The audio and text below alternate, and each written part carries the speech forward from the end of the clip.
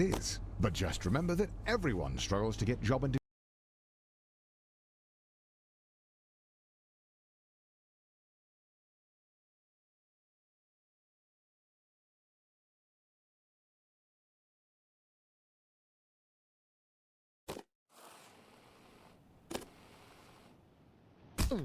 This story is a metaphor for climbing the corporate ladder, and you may be thinking that the rollerblades are a little goofy.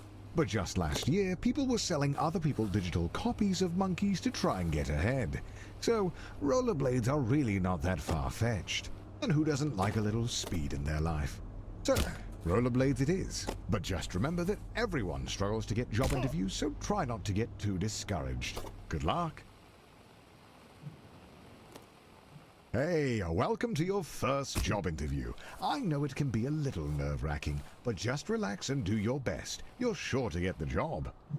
Congratulations, you've completed the interview process.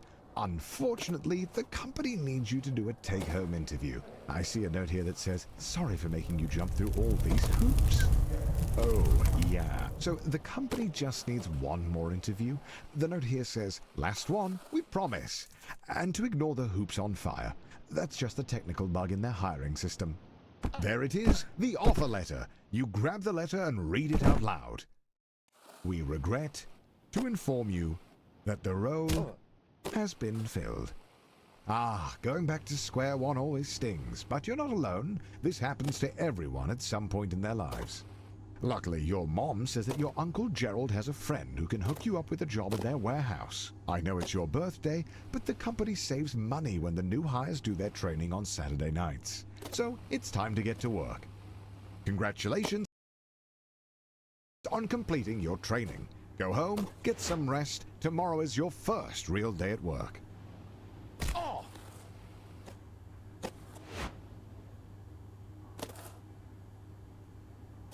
Ah, your first day. And look how big the warehouse is. Think of all the room for productivity. There are absolutely no downsides to working in such a massive open building with no railings or safety structures. None whatsoever. Ah, so rumor has it that corporate spent all of their money on fighting Ted's injury lawsuit. So they've thrown you a pizza party instead, which, according to your boss, is arguably better. But don't worry, a manager's position has opened up, and that comes with a pay raise.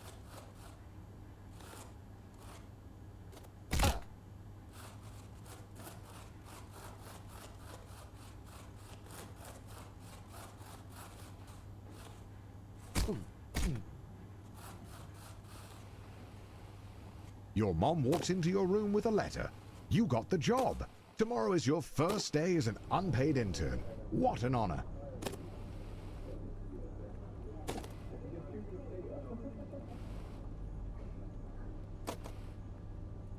Some would be discouraged knowing they only got the job because their obsession with rollerblades makes them the ideal candidate for grabbing coffee. But you're a little discouraged as well. Congratulations, you've finished training. Now the real work begins.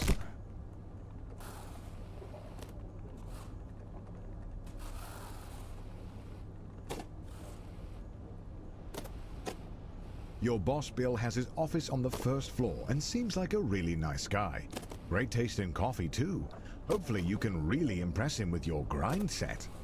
At the all-hands meeting, your boss Bill announces that you've been chosen for the in-house interview, which, according to him, is just a bunch of softball questions since it's really more of a formality than anything.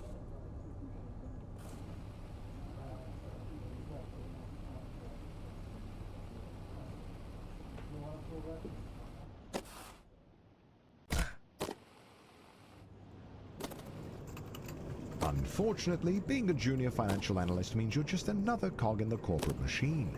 No one is going to notice you if you don't make yourself stand out. Being a cog means doing a lot of the same thing over and over again. But the company wine mixer is coming up, and if you can make a good impression, it'll go a long way.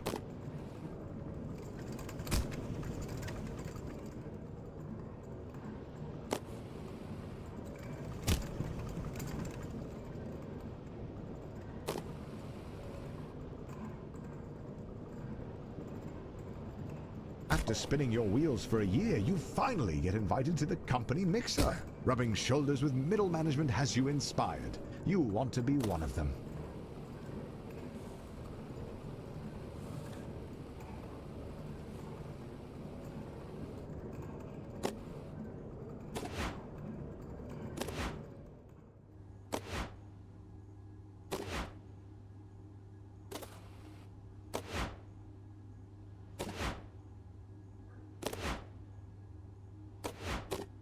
Finally, the company opens up a single middle management position. All you have to do is beat the rest of the applicants and the job is yours. The bumpers are a metaphor for the other applicants.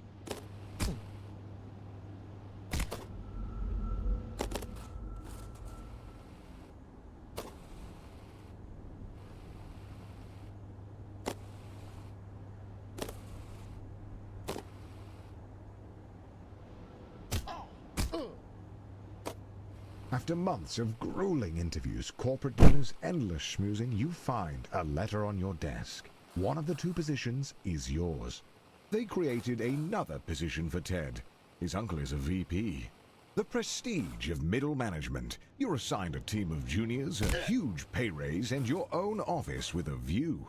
Not that office. Don't be ridiculous. Oh, and by the way, if your team's earnings drop to the bottom 30%, you'll be fired.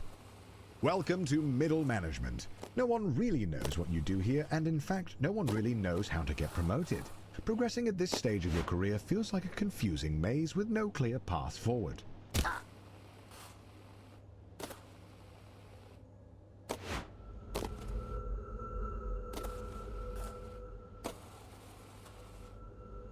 Ted's uncle and former VP has started his own firm and is aggressively poaching employees. It may only be a matter of time before you get an offer. But your boss has been hinting that you're up for a promotion, so it might be a tough decision.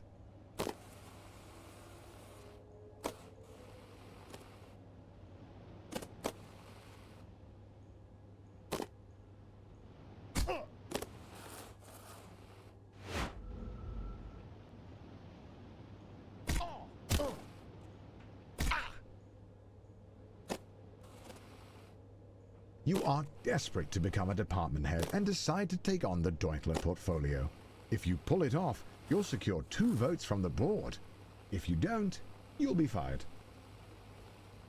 Oh! You did it! You pulled off the Deutler portfolio, you crazy son of a gun. Unfortunately, the vote is tomorrow. And you're 1 vote short.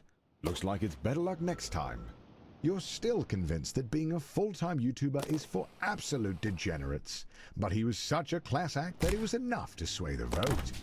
You are the new department head.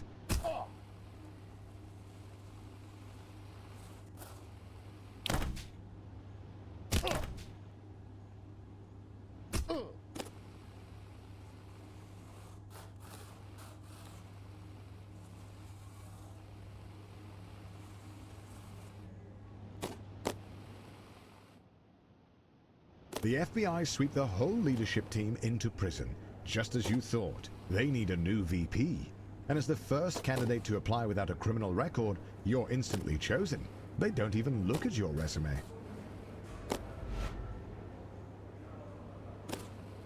Being a VP at a large company puts you in the top 0.01%. But it's not enough. The goal is and has always been to be CEO. You have no idea how, but all you know is that you need to keep grinding.